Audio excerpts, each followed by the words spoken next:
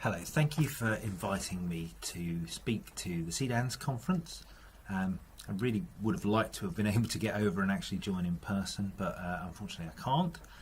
So I've prepared a short presentation which hopefully says something about the themes of your conference, but also tells you a little bit about what I've been thinking about with respect to some of the roles of social justice in career guidance.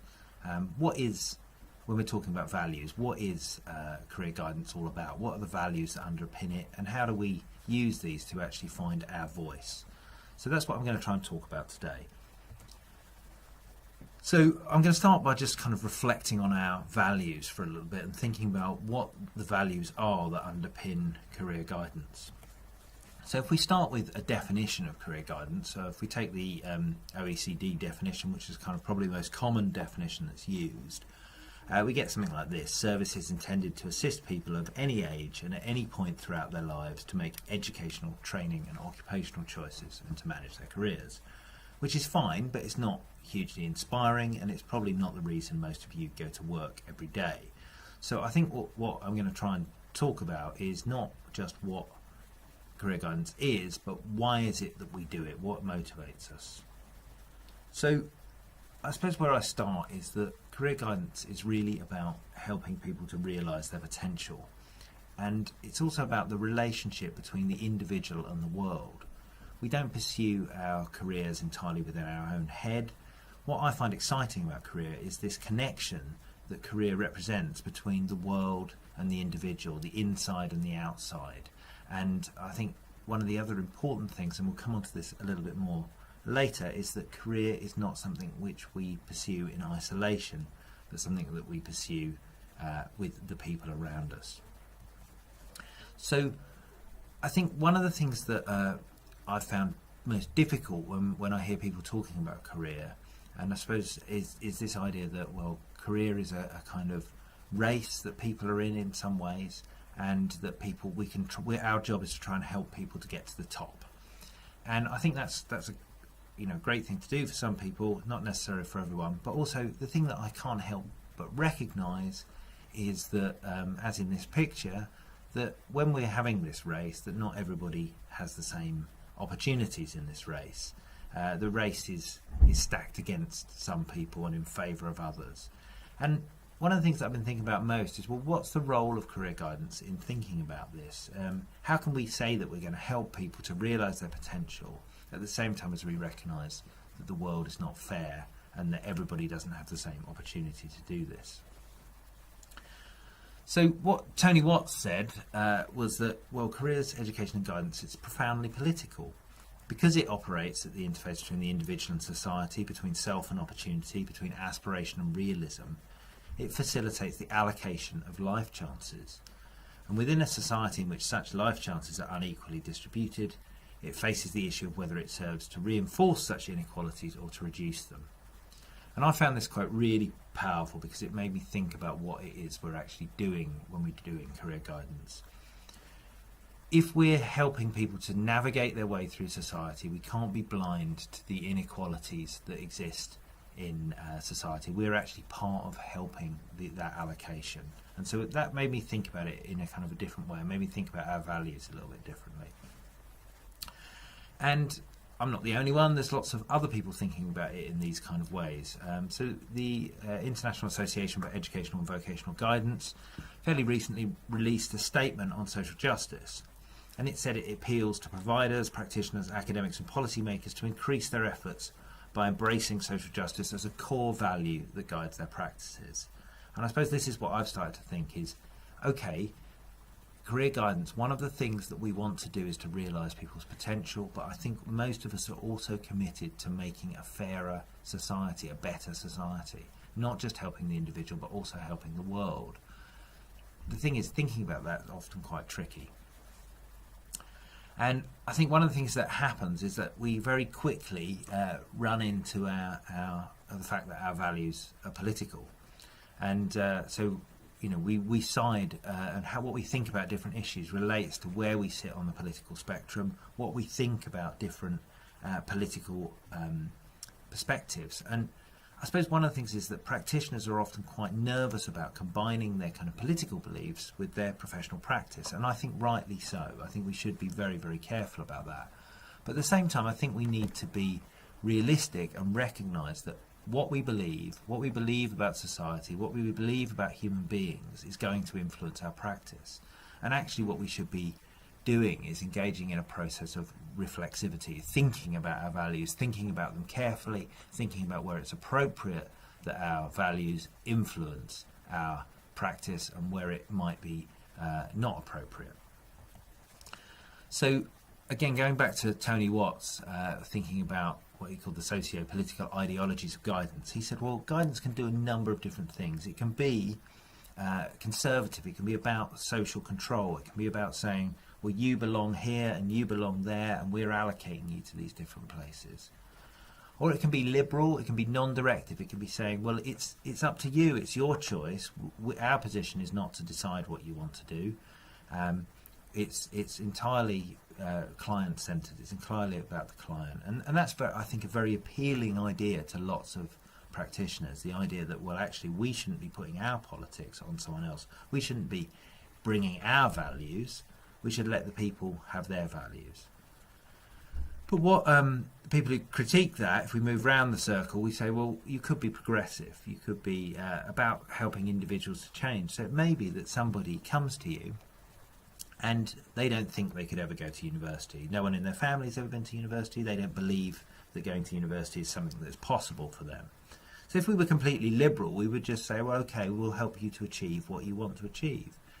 But progressive career guidance says, well, actually, we should try and encourage you to think more broadly. We could think about the things which are outside of your existing world. And in a sense, what we're doing is starting to bring some of our values to bear, that going to university is a good idea, that social mobility is a good idea, that doing things which are different from the things which your family did is a good idea, and something that it's at least worth considering.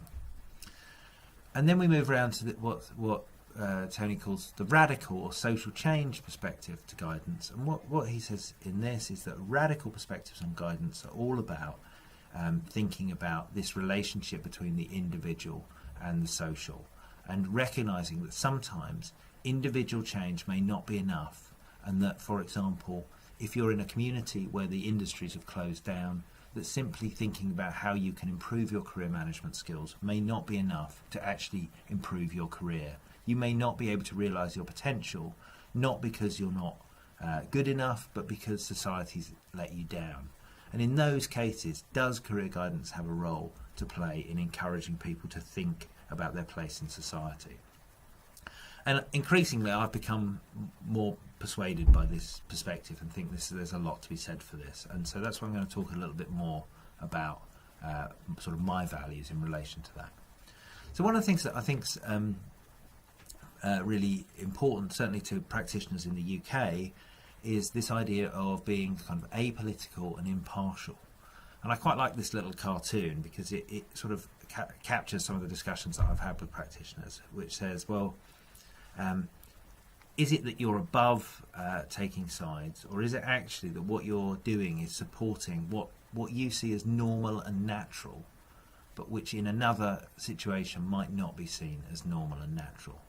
So, for example, at one point it was normal and natural that women stayed at home and men went to work.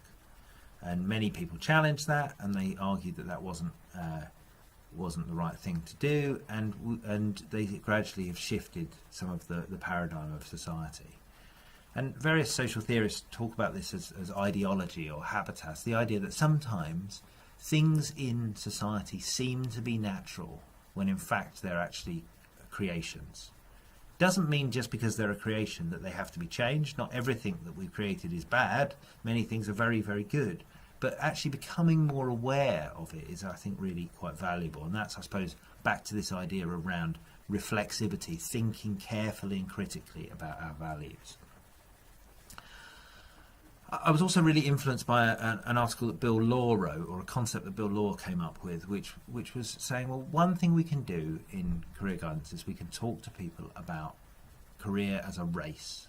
We can say, well, you can get on, you can get faster, you can get better, you can do better than someone else.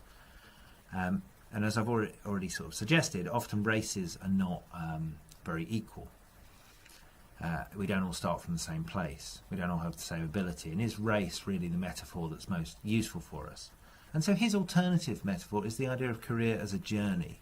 And a journey is something that you do together. It's something we do collectively. It's something where there's no winner in the sense that we all move along our journey, and we help each other potentially, and we hopefully all find where we're going. We may not all end up in exactly the same place either, but we can travel together for a while.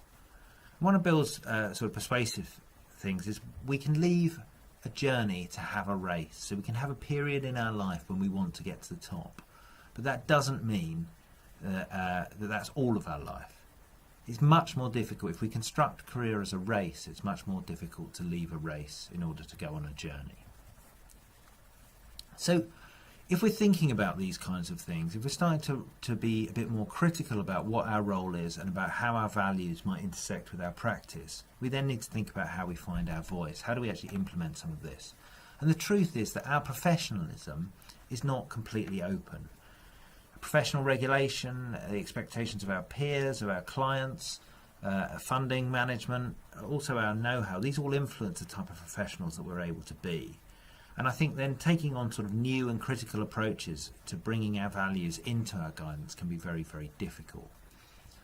So in this situation, I think we've got some very, very legitimate concerns. I think that practitioners would be very concerned about being on the side of the individual rather than on the side of some sort of political party or political ideology, or on the side of society. I think we're quite justifiably concerned about trying to kind of shuffle people into things that are good for society.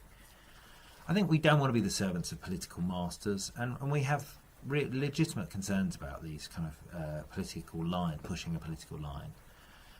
And we also, more practically, I think if we start becoming too political, if we decide our values are different to the values that of the organisations we work to or the way we've been funded, then that can create some problems.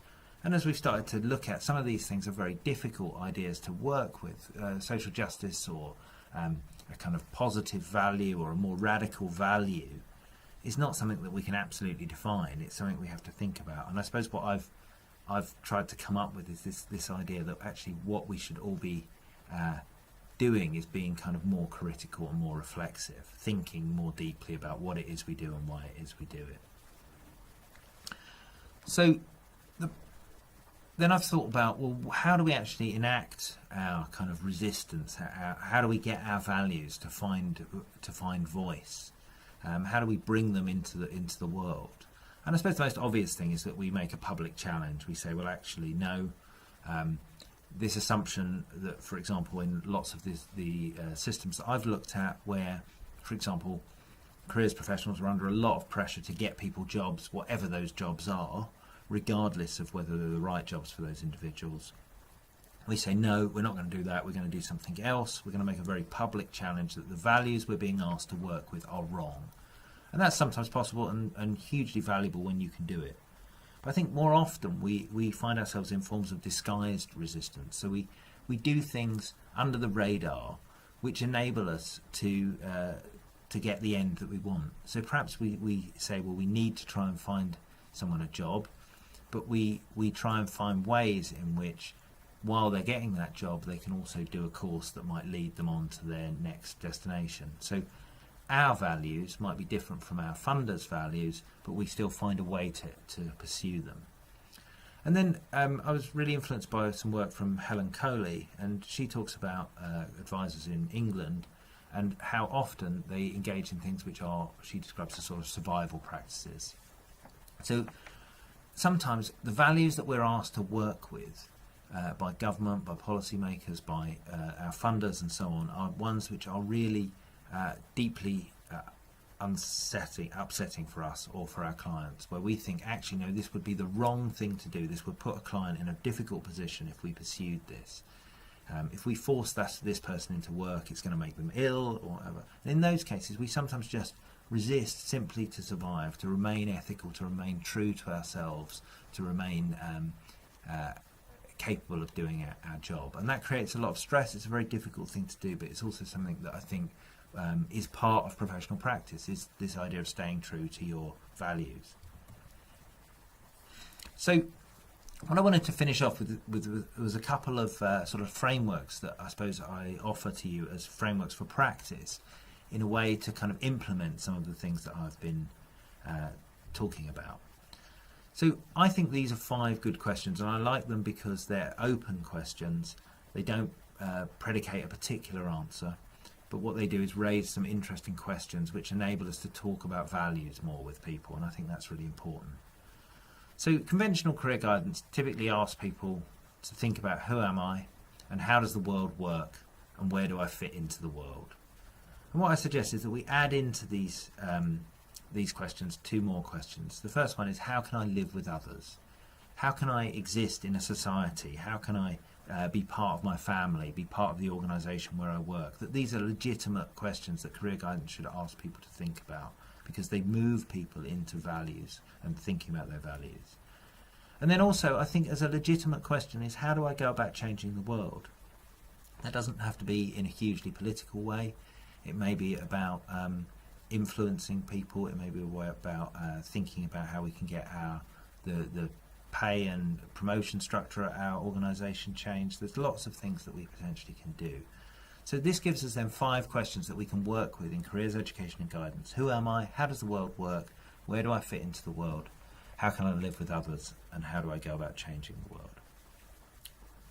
What I was trying to think about some of these things, and I wrote a paper with Ronald Sultana, and he introduced me to this, Young's Faces of Oppression.